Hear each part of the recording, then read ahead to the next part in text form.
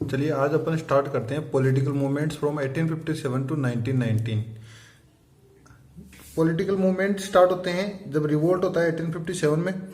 उसके बाद में इस जो पार्ट रहेगा, इस पार्ट में अपन 1857 से लेकर 1919 जब जलियांवाला बाग मास्कर होता है, रॉलेट एक्ट को इम्प्लीमेंट किया जाता है, तब तक की जो पॉलिटिकल मूवमेंट्स है उसके बारे में पढ़ेंगे। देखो, after the failure of freedom struggle of 1857, अब जो फ्रीडम स्ट्रगल हुआ था, जो रिवोल्ट हुआ था 1857 का, उसको फेलियर डिक्लेयर किया गया।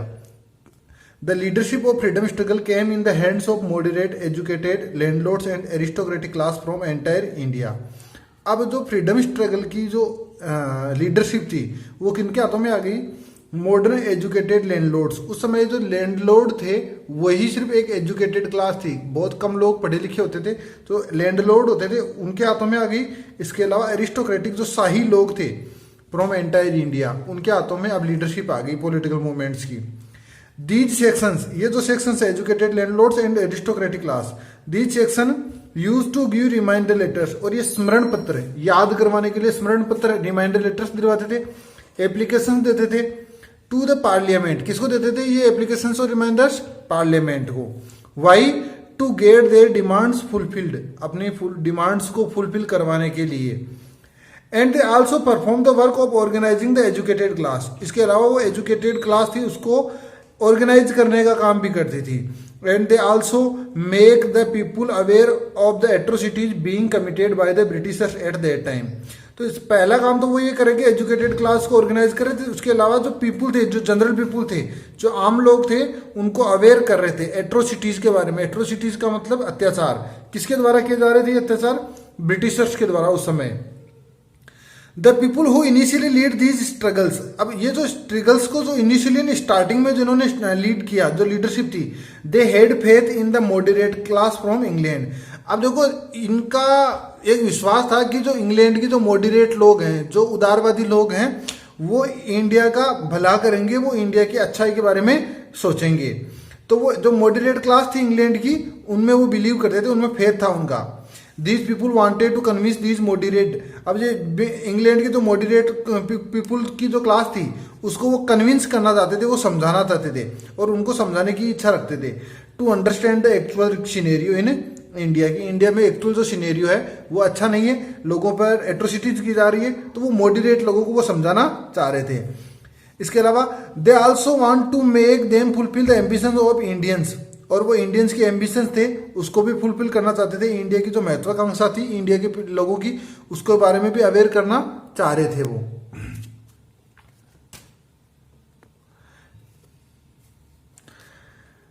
And to make them ready to implement constitutional and administrative reforms, और वो इंडिया में इंप्लीमेंट करना चाह रहे थे, कॉन्स्टिट्यूशनल और एडमिनिस्ट्रेटिव रिफॉर्म को लागू करना चाह रहे थे।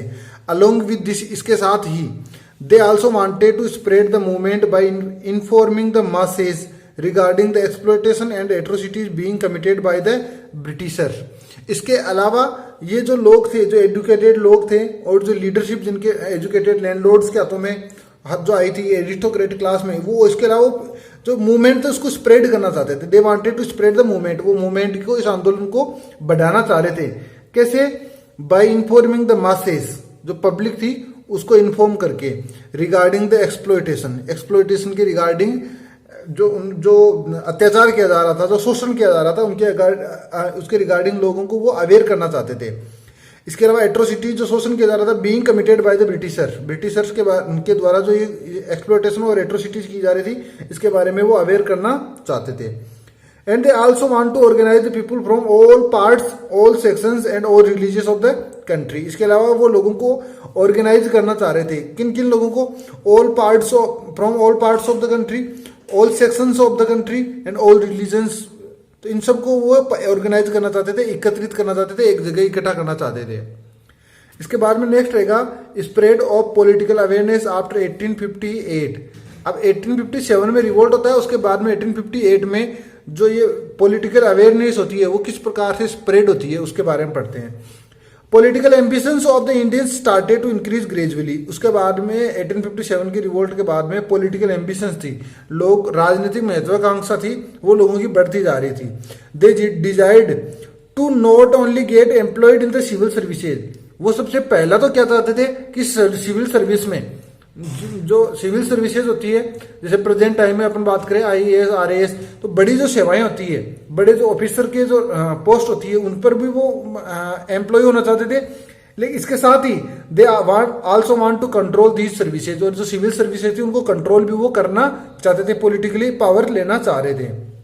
Now the demand of the government elected by the people, अब एक डिमांड थी वो इंक्रीज हो रही थी। नंबर 1 तो ए गवर्नमेंट इलेक्टेड बाय पीपुल, ऐसी गवर्नमेंट होनी चाहिए इंडिया में जो किसके द्वारा इलेक्टेड हो, लोगों, पीपुल ऑफ इंडिया, इंडिया के लोगों के द्वारा इलेक्टेड हो। And this government should be responsible toward the people, और जो ऐसी गवर्नमेंट जो लोगों के लिए रेस्पॉन्सिबल भी हो, लोगों के प्रति रेस्पॉन्सिबल हो, ऐसी डिमांड स्टार्टेड राइजिंग, इस प्रकार की डिमांड थी वो राइज होना शुरू हो गई, उसका उदय शुरू हो गया। In 1868 one such demand was made by Kristodas Pal, जो केडी पाल था, उन्होंने एक ऐसी डिमांड की थी। कब की थी? 1868 में। KD Pal was editor of a leading newspaper named Hindu Patriot, वो एक एडिटर थे, संपादक थे किसके? एक न्यूज़पेपर था जिसका नाम था Hindu Patriot. This newspaper was published in Bengal, और ये जो न्यूज़पेपर था ये बंगाल में पब्लिश हुआ करता था, वहां पर छपता था। इन 1874 इन एन आर्टिकल एंटाइटल्ड स्वराज्य, 1874 में एक आर्टिकल छपा जिसका नाम था स्वराज्य। He talked about provisions of the constitutional form of government, उन्होंने कॉन्स्टिट्यूशनल फॉर्म ऑफ गवर्नमेंट के जो प्रोविजंस थे, जो रूल्स थे, उसके बारे में उन्होंने बताया। By Indians and for Indians in India, तो जो स्वराज्य में जो प्रोविजंस थे वो इस प्रकार से बनाए गए, जो आर्टिकल लिखा था स्वराज्य में, जिसमें कॉन्स्टिट्यूशनल फॉर्म ऑफ गवर्नमेंट हो, जो संसदीय प्रकार की, संवैधानिक प्रकार की जो गवर्नमेंट हो, उस प्रकार की गवर्नमेंट के बारे में लिखा गया। और ऐसी government by the Indians, government Indians के द्वारा, एंड फॉर द इंडियंस, और इंडियंस के लिए ऐसी गवर्नमेंट की बात की गई। The political organisations which were present in India, और जो पॉलिटिकल ऑर्गेनाइजेशंस इंडिया में प्रेजेंट थे at that time were not ready for this type of progressive demand, लेकिन उस समय की पॉलिटिकल ऑर्गेनाइजेशंस इस प्रकार की प्रोग्रेसिव डिमांड के लिए रेडी नहीं थे, तैयार नहीं थे। And the struggle to achieve it, और they did not want to struggle, और इस प्रकार की डिमांड को, प्रोग्रेसिव डिमांड को अचीव करने के लिए वो स्ट्रगल भी नहीं करना चाहते थे। For this several scholars and intellectuals from Bengal form the Indian league in 1875। अब ये जो प्रोग्रेसिव डिमांड थी, Indian constitutional type of government की डिमांड को अचीव करने के लिए एक ऑर्गेनाइजेशन बनता है, और ये ऑर्गेनाइजेशन बनता कहाँ पर है? बंगाल में बनता है। इसका नाम क्या रखा गया? Indian league. और कब बनाया? 1875 में। इसको बनाया किसने? Several scholars and several intellectuals, कुछ विद्वान लोगों ने बनाया। इट्स ऑब्जेक्टिव, ये जो इंडियन लीग थी, इसका ऑब्जेक्टिव क्या था? What was the objective of Indian League? Its objective was to induct the feeling of nationalism, वो राष्ट्रवाद की भावना को इंडक्ट करना चाहते थे, डालना चाहते थे। And they wanted to politically awareness among the Indians, और इंडियंस को पॉलिटिकली अवेयर करना चाह रहे थे। This was the first political organisation, ये पहला पॉलिटिकल ऑर्गेनाइजेशन था। Indian League was the first political organisation which had been formed through public awareness, जो किसके द्वारा बना था? पब्लिक अवेयरनेस के द्वारा बनाया गया पहला ये ऑर्गेनाइजेशन था। इसके बाद में इंडियन एसोसिएशन, इंडियन एसोसिएशन में देखो क्या है, this association, Indian association was formed under the leadership of Surendranath Banerjee in 1876। 1876 में इंडियन एसोसिएशन नाम की जो एसोसिएशन बना था, संगठन बना था, इसकी लीडरशिप कौन, किसके हाथों में थी? सुरेंद्रनाथ बनर्जी। और कहां पर बना ये? इन इल्बर्ट हॉल इन कलकत्ता, इल्बर्ट हॉल है कलकत्ता में, वहां पर इसको बनाया गया, इंडियन एसोसिएशन को बनाया गया। अराउंड 800 डेलीगेट्स पार्टिसिपेट, डेलीगेट्स का मतलब प्रतिभागी, दे पार्टिसिपेटेड इन दिस इवेंट, इसमें लगभग 800 प्रतिभागियों ने भाग लिया। वेयर इट वाज डिसाइडेड, जहां पर ये डिसाइड किया गया that the organisation will form a forum, वो एक ऐसा प्लेटफॉर्म बनाएगी और पीपुल, लोगों के लिए एक ऐसा प्लेटफॉर्म तैयार करेगी विथ सिमिलर पॉलिटिकल बिलीफ्स, ऐसे लोग जिनकी बिलीफ्स है, जो पॉलिटिकल बिलीफ है, जो राजनीतिक समझ है, राजनीतिक आस्था है, वो सिमिलर है, समान है। And it will organise the common people, और जो लोग कॉमन, जो सामान्य जो जनता है, उसको ऑर्गेनाइज करने का काम करेगी। तो ये रहेगा इंडियन एसोसिएशन के बारे में। अब इंडियन नेशनल कांग्रेस सबसे इंपॉर्टेंट इवेंट रहता है, सबसे इंपॉर्टेंट ऑर्गेनाइजेशन रहता है फ्रीडम मूवमेंट में। Indian National Congress was outcome of the political development which took place in India after 1858। 1858 के बाद में जितने भी पॉलिटिकल इवेंट्स हुए उनका एक नतीजा निकला 1885 में, जब इंडियन नेशनल कांग्रेस बन गई। It was formed by Allan Octavian Hume, AO Hume बोलते हैं इसको, एलन ऑक्टेवियन ह्यूम। इन्होंने, ये एक रिटायर्ड ब्रिटिश ऑफिसर थे, और रिटायर्ड ब्रिटिश ऑफिसर किसके थे? इंडियन सिविल सर्विस के। इन्होंने इसको बनाया। तो who formed Indian National Congress, who was the founder of Indian National Congress? तो AO Hume was the founder of Indian National Congress. Who was AO Hume? Allan Octavian Hume कौन था? A retired British officer of Indian civil service. What was the objective of Indian National Congress? The objective of Indian National Congress was the objective of British government behind this. अब ये British के द्वारा बनाया गया था, तो इसका objective क्या था? Its formation was to determine and gather information about the mindset of Indians. ये डिटरमाइन करने के लिए, ये सुनिश्चित करने के लिए, और ये इंफॉर्मेशन गैदर करने के लिए, इकट्ठा करने के लिए, about the mindset of the Indians. Indians का माइंडसेट किस प्रकार का है, ये जानने के लिए, and to form such an association, और एक ऐसी एसोसिएशन बनाना in which the political leaders get the chance of meeting and expressing their anger. जहां पर जो पॉलिटिकल लीडर्स है उस समय के, उनको ऐसा चांस मिल जाए कि वो एक जगह मीटिंग कर ले, इसके अलावा they can express their anger, और वो अपना गुस्सा है उसको एक्सप्रेस कर सके, उसको अभिव्यक्त कर सके, so that British government could also prevent them from making influential efforts to force the Britishers out from the country.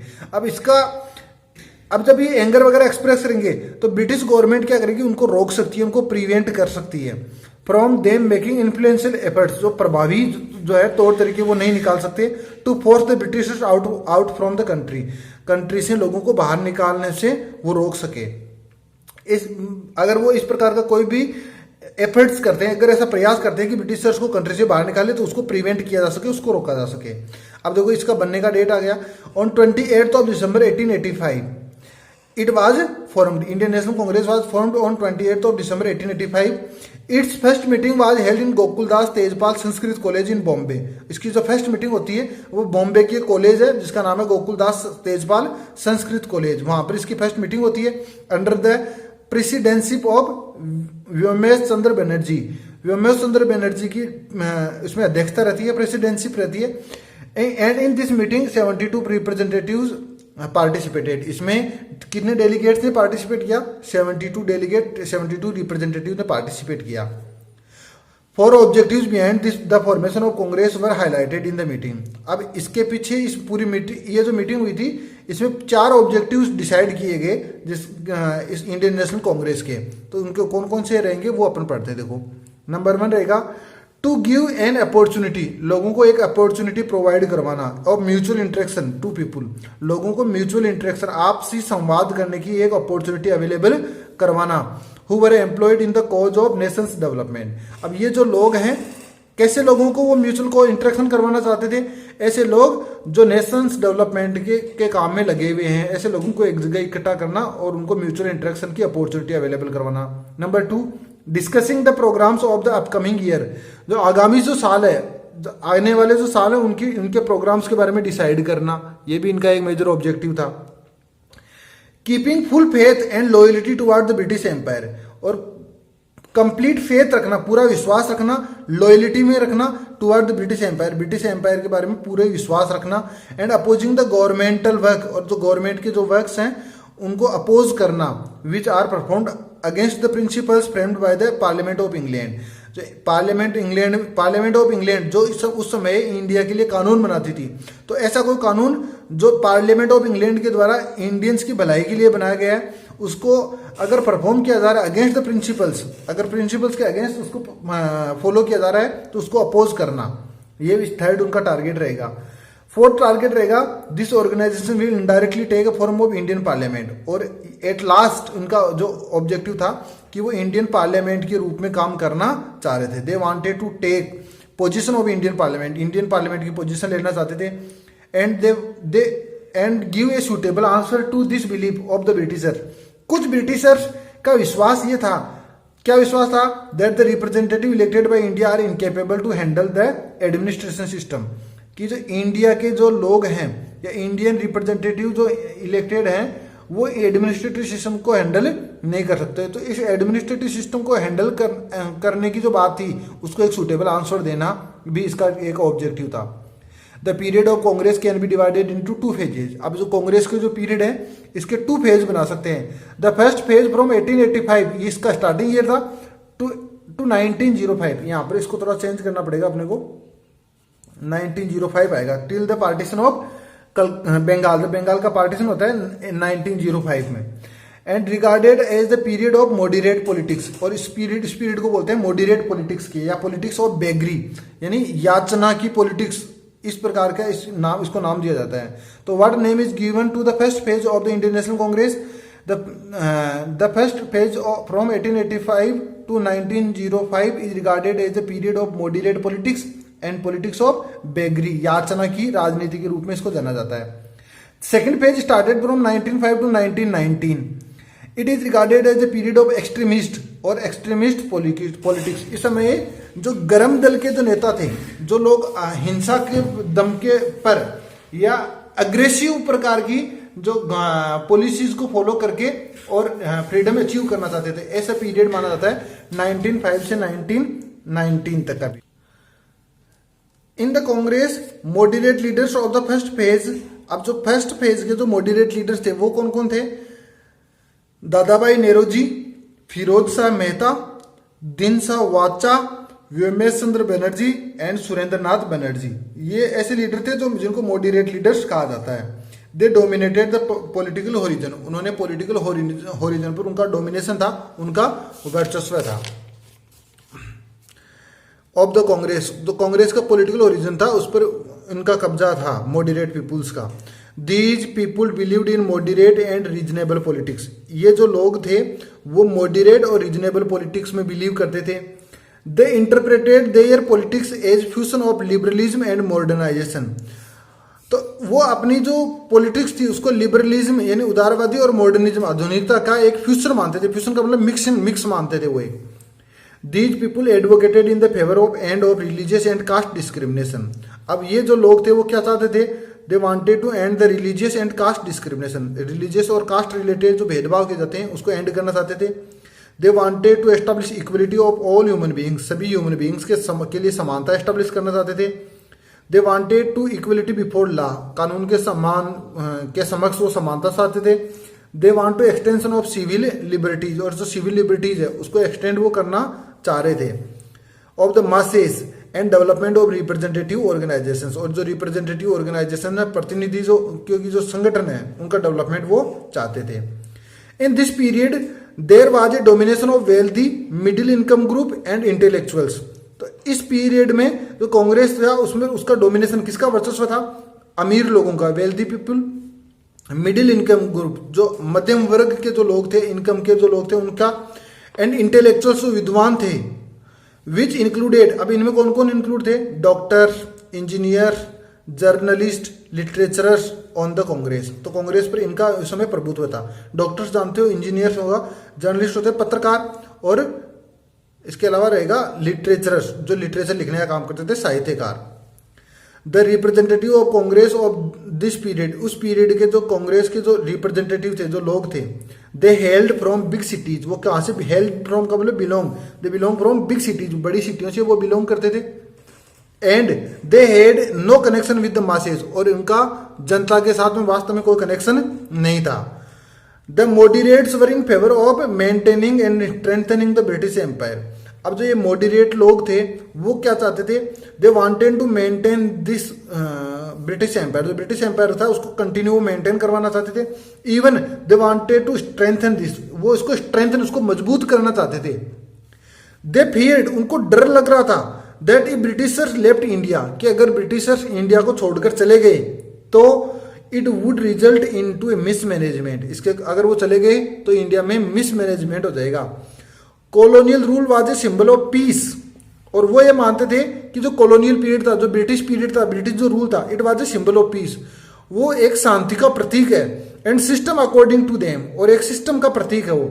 They believed that it was important for Indians, वो ये बिलीव करते थे कि इंडियंस के लिए बहुत जरूरी है that Britishers should remain here, कि ब्रिटिशर्स यहाँ पर बने हुए रहें for an extended period of time, लंबे समय तक वो यहीं पर रहे Britisher. The moderates believe that Britishers are just, moderates थे वो ये बिलीव करते थे कि ब्रिटिशर हैं वो न्यायिक हैं, जस्ट, जस्ट का मतलब न्यायिक है वो, and they would do justice with India, और जस्ट से जस्टिस वर्ड बन गया है, और Britishers would do justice with India, और वो ब्रिटिशर्स हैं वो इंडिया में जस्टिस करेंगे, इंडिया में न्यायिक काम करेंगे। The complaints of Indians are due to British employees, अब जो कंप्लेंट्स हैं इंडियंस की वो ब्रिटिश एम्पायर के कारण से नहीं है, तो ब्रिटिश एम्प्लॉइज के कारण से हैं, और because of the britisher do not have complete knowledge about the problems, और उनको जो ब्रिटिशर्स हैं या ब्रिटिश एम्पायर है, ब्रिटिश एम्प्लॉय है, उनको हमारी प्रॉब्लम्स का सही से मालूम भी नहीं है। This was the reason that moderates gave more attention toward propaganda in England, इसलिए वो क्या करते थे, ज्यादातर चीजों को वो प्रोपोगेट करते थे इंग्लैंड में, क्योंकि इंग्लैंड में ही इंडिया से रिलेटेड थे वो कानून बनते, ब्रिटिश गवर्नमेंट थी या ब्रिटिश पार्लियामेंट थी वही इंडिया के लिए कानून बनाती थी, तो वो ज्यादातर जो काम थे वो इंग्लैंड में करने चाह रहे थे इन दिस पीरियड। क्यों, इससे क्या होगा कि वो अगर इंग्लैंड में अपने प्रोपोगेट करेंगे तो ब्रिटिशर्स हैं, ब्रिटिश पार्लियामेंट है, उनको हमारे प्रॉब्लम्स के बारे में मालूम चल जाएगा। इन this period Congress did not demand independence for India, इस समय में कांग्रेस ने डिमांड ही नहीं की कि इंडिया इंडिपेंडेंट हो जाए, rather they just demanded for certain concessions, उन्होंने तो सिर्फ कुछ छूट मांगी थी ब्रिटिशर से, एक्चुअल में उन्होंने ये डिमांड ही नहीं की कि इंडिया को इंडिपेंडेंस दिया जाए। अब सेकंड फेज रहेगा beginning of extremist national movement, अब ये तो रहेगा मॉडरेट पीरियड, नेक्स्ट पीरियड रहेगा जो एक्सट्रीमिस्ट पीरियड है, उसके बारे में अपन नेक्स्ट पार्ट में पढ़ते हैं।